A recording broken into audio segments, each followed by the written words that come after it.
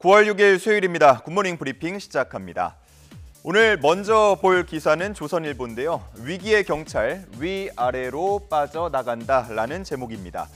여기서 위라고 하면 명예퇴직자를 의미하는데 요즘 경찰 내에서는 명예퇴직을 하려면 경쟁을 해야 한다고 합니다. 명예퇴직자는 2020년 710명에서 작년 1025명까지 2년 동안 44%나 늘었는데 지금은 명예퇴직 관련 예산이 부족해서 대상자를 800명으로 제한하고 있습니다. 나가고 싶어도 계급이 높거나 혹은 오래 근무를 하지 않았다면 순서를 기다려서 나가야 하는 상황입니다. 자, 그런가 하면 아래 젊은 2030 경찰들의 퇴직도 늘고 있다고 하는데요. 2018년 125명에서 작년은 201명까지 늘었고 올해는 7월까지만 하더라도 작년 기록을 넘어선 216명을 기록했습니다. 이들이 경찰을 그만두는 이유는 수직적 분위기와 상대적으로 낮은 처우, 또 민원 스트레스 등이었습니다. 이렇게 고참과 신입이 함께 빠져나가는 흐름이 나타나면서 치안 공백이 생기지 않을지 우려가 커지고 있습니다. 자, 다음은 동아일보 기사입니다. 업무를 배제하고 엉뚱한 곳으로 발령을 한다. 퇴사를 유도하는 테크 기업들. 코로나19 팬데믹 시기에 테크 기업들은 이른바 인재 모시기에 경쟁적으로 나선 적이 있습니다. 하지만 올해는 공식적인 구조 조정을 거치거나 퇴사를 유도하는 조용한 해고를 이어가는 분위기라고 하는데요.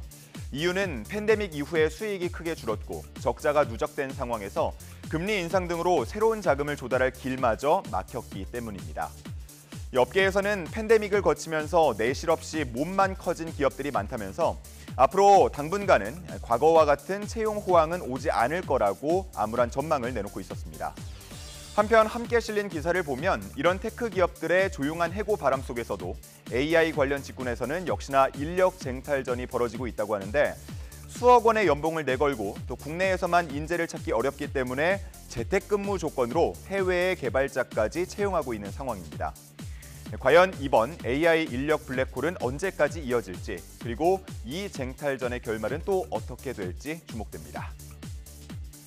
자, 다음은 경향신문과 서울신문에 실린 서울광장 지하터널에 대한 기사입니다.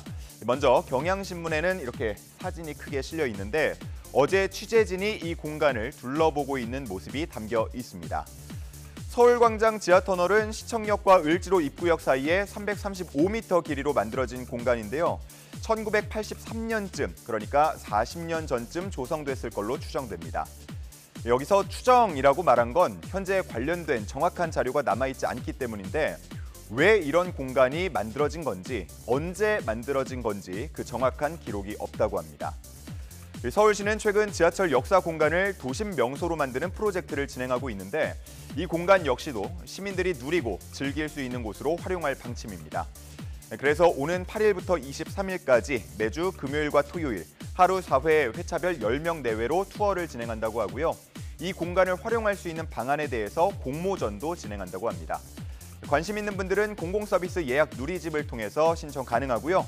과연 공모전을 통해서 어떤 아이디어들이 나올지 기대됩니다.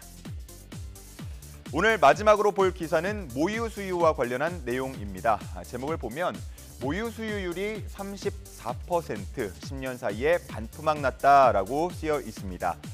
생후 6개월 동안 모유를 먹이는 비율을 보면 2010년대 초반에 66%에서 2010년대 후반, 2020년까지 34%로 거의 절반 가까이 떨어졌습니다. 이 수치는 모유와 함께 분유나 이유식을 함께 먹인 비율이고 완전히 모유만 먹인 완전 모유 수유율은 같은 기간 43%에서 13%까지 더 가파르게 감소했습니다. 전문가들은 모유 수유의 장점을 강조하고 있는데요.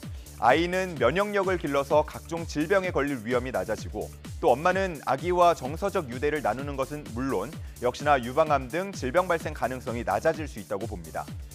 그리고 세계보건기구 WHO도 생후 6개월 동안 완전 모유 수유를 권고하고 있고요. 이후에도 이유식 등을 병행하면서 한 1, 2년 정도 모유를 더 먹일 걸 권장하고 있습니다.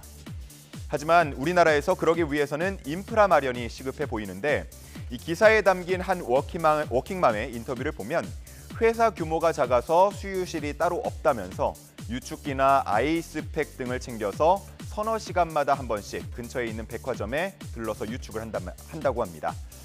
인프라 부족과 또 아이를 낳고도 쉬지 못하는 워킹맘의 어려움 등에 대한 고민이 선행되지 않는다면 모유 수유율 앞으로 더 떨어질지도 모르겠습니다.